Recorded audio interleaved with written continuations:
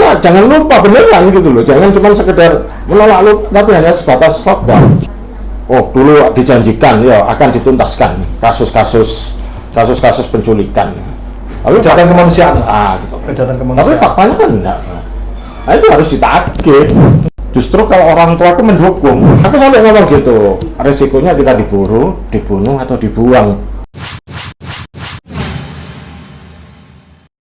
Kawan viewers, sebelum nonton video ini, jangan lupa klik tombol subscribe, nyalakan loncengnya, like, dan share ke orang-orang yang kalian sayangi. Kali ini aku berkunjung ke kantornya sahabat lama nih, kawan kita, Mr. Ali, sarjana hukum. Boleh taralat? Iya, sahabat. Iya. Bang Ali, sarjana hukum, magister hukum. Itu sangat. Bang Ali, ya bukan bakso Bang Ali loh. Bang Ali lawyer. Oke, mari kita bicara. Gimana kabar bro? Alhamdulillah sehat. Sehat selalu ya. Keluarga juga sehat bro. Sehat. Nah, sehat semua lah. Berkat doa teman-teman, termasuk doa ente juga lah. Aku kok doa ya bro. minimal dalam hati itu mudah-mudahan kontrol ya api kabeh. Sehat dan bahagia. Ini nggak nangani kasus? Ini hari ini lagi aman dari sidang. Ya. Kalau kemarin ya pasti sidang, karena sidang kan nggak setiap hari bro, ya kan. Seminggu sekali. Jadi kebetulan hari ini aman gitu. Jadi mau pakai durasi berapa lama monggo? Ini terbatas bro, 40 menit tak memori ini. Jadi ini kan kita bicara tentang bahwa kita dulu ini bagian dari pelaku sejarah. Kamu, aku, teman-teman. Jadi aku ingin supaya kita bisa meninggalkan sesuatu nih, nilai atau pendidikan buat kawan-kawan viewers generasi muda, mungkin anak cucu kita nanti melihat. Aku pengen tahu gini, kenapa sih alasanmu dulu memilih jalur gerakan, memilih jadi aktivis?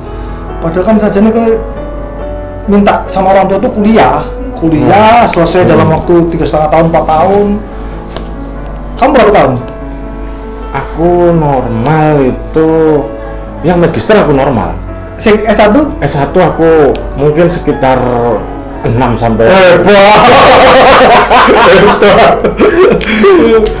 magister normal 2 tahun. Magister 2 tahun. Untuk sarjana S1-nya karena terlalu lama. Bahkan sampai ada dikenal mahasiswa abadi. Benar. Aku 8 tahun sebabnya. 8 tahun saya. Gimana? Jadi awalnya itu sebenarnya cukup sederhana gitu loh. Cukup sederhana, di mana saat itu pada tahun berapa itu kan masih rezim Orde Baru berkuasa ya. Tentunya banyak sistem yang sangat merugikan rakyat lah. Dari situ aku tergugah. Mulai awal kenal gerakan ya, gimana sih?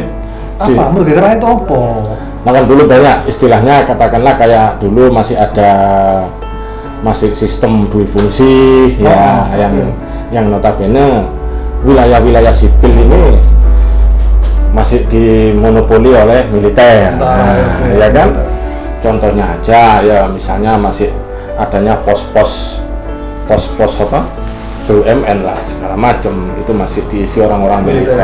Seharusnya itu murni kalau ngomong bisnis, kalau ngomong swasta ya orang-orang swasta lah, orang-orang sipil lah. Di situ terus banyaknya kasus-kasus pertanahan ya kan, itu yang melatar belakangi kenapa sih aku dulu terlibat aktif dalam gerakan. Tapi apakah keluargamu sih kena atau orang kamu kenal kena dampak? Kalau dari keluarga atau teman dekat sebenarnya nggak ada dulu. Jadi murni dari panggilan nurani. Kamu datang sendiri apa direkrut? Aku dulu direkrut. Ambil?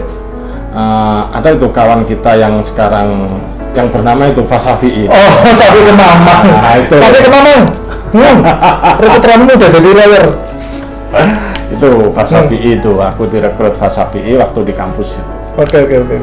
Itu bareng itu si Domingos. Oh, Domingos. Sekjen TRD saat ini, Sekretaris Umum Partai Demokratik di Jakarta. Top. Tuh si Domingos itu barenganku direkrut. Itu. Yang mulai dari situ terus akhirnya bergerak terus tanpa berhenti. Sampai dengan berhentinya generasi reformasi lah gitu. Itu. Jadi hanya itu ya. Terus awakmu 98 pasca itu lanjut kuliah atau masih aktif? Aku aktif, cuman berbeda istilahnya berbeda gerbong pasca reformasi. Oh ngono. Aku pasca reformasi terlibat aktif di LSM. Oh. Terlibat aktif di LSM apa ini? Di LSM, kebetulan dulu di LSM narkoba ya. Jadi kita membantu korban-korban nafsa itu ya. Sampai beberapa tahun terus aku ini melanjutkan studiku untuk memperoleh S2 sumpah pengacara gitu. Kalau magister kan barusan aja gitu. Jadi pasca reformasi ya aku aktif di LSM, aku ambil gelar istilahnya gelar advokatku, gelar lawyer. Setelah itu ya sampai sekarang. Sampai sekarang. Ini balik nang aktivisme. Ada nggak sesuatu hal yang membuatmu sangat kemudian aktivis itu ternyata memang dibutuhkan, bahwa setiap mahasiswa itu kudunya jadi aktivis? Nggak kok ngono? Ada. Yang sampai sekarang tetap tak bawa ya. Dari pengalamanku menjadi seorang aktivis atau aktif di gerakan adalah nurani. Sampai sekarang yang namanya idealisme itu tidak akan bisa mati, bro. Oke, iya. Itu yang terpenting. Kalau kita terlibat aktif, ya, otomatis kita tahu. Jadi nggak cuma casingnya kan, ya. Kita tahu dari bawah sampai atas. Nah, dari situ ternyata kebawa sampai sekarang. Bahwa di sini masih ada nurani. Gitu. Jadi kalau nggak ada duit, kok bela gratis? Ya gratis, ya bukan gratis total lah ya, tapi kan ada operasional. Ya, gitu. Harganya inilah. Ya miring lah gitu loh, nggak sama lah. Aku juga ngerti lah, aku biasanya ngukur ya, oh ini memang benar-benar butuh bantuan atau enggak, itu ya ngerti lah kita. Gitu. Nah waktu pas kau jadi aktivis itu untungnya apa? Kalau aku ini kan ketika aku jadi aktivis orang tua aku cuek karena mereka nggak tahu. Ya. Justru kalau orang tua aku mendukung, aneh kan? Aneh pada waktu itu. Ini kamu ngomong dewe, kok aku aktif nang gerakan? Iya. Oh, jadi aku ngomong di almarhum ibuku. Berduka. Dulu yang berperan itu kan ini di keluargaku itu kebetulan ibuku ya sebagai tulang punggung, sebagai tulang punggung gitu. Tapi aku tetap menghormati bapakku ya, almarhum bapakku kan ya. Jadi aku ngomong dulu ke ibuku, Bu, aku aktif di gerakan seperti ini, resikonya seperti ini. Sampai aku ngomong, resikonya istilahnya dulu kan kita dibuang, betul. Aku sampai ngomong gitu, resikonya kita dibunuh atau dibuang, gitu ya. Kalau itu pilihanmu ya sudah. Iya, kamu kan punya Tuhan. Oke ya itu akhirnya aku tambah semangat. Asik ya. Makanya kemana-mana oke dulu kan sampai restu. Sampai lupa yang namanya kuliah. Iya kan? Tapi pacaran lupa nggak sih? Waduh kalau itu aku takutnya yang sekarang nonton. Ternyata ada di WA ada bojomu, gak di Instagram. Tapi kudu nonton kok tak kirim. Nah, tapi kalau ngomong soal itu, aku takutnya yang sekarang. Tetap kita menghormati lah. Kan itu masa lalu. Bojomu saya jadi pacar dulu. Bukan pacar aktivis dari ya teman sekolah kuliah lah, tapi bukan dari aktivis. Boleh gak salah kamu disuruh gue. Wah, salah ya. Sampai kok tapi guruku yang mentor. Oh gitu ya. Jadi sampai kon mariku kemudian LSM-an itu hanya narkoba itu, Dok. Narkoba terus ya masalah tanah juga gitu. Oh, ada. Jadi sebelum aku benar-benar ambil profesi ya, ini aku coba istilahnya dimatengin dulu lah. Dimatengin di LSM gitu loh. Dimatengin di LSM, terus aku ambil profesi gitu. Tahun berapa itu? Sekitar 2011. 2011 aku ambil profesi. 2011 S1-nya udah pengacara, terus ambil S2-nya. Oke. Nah, cuy, sekarang ini kan kita udah 22 tahun lewat reformasi nih.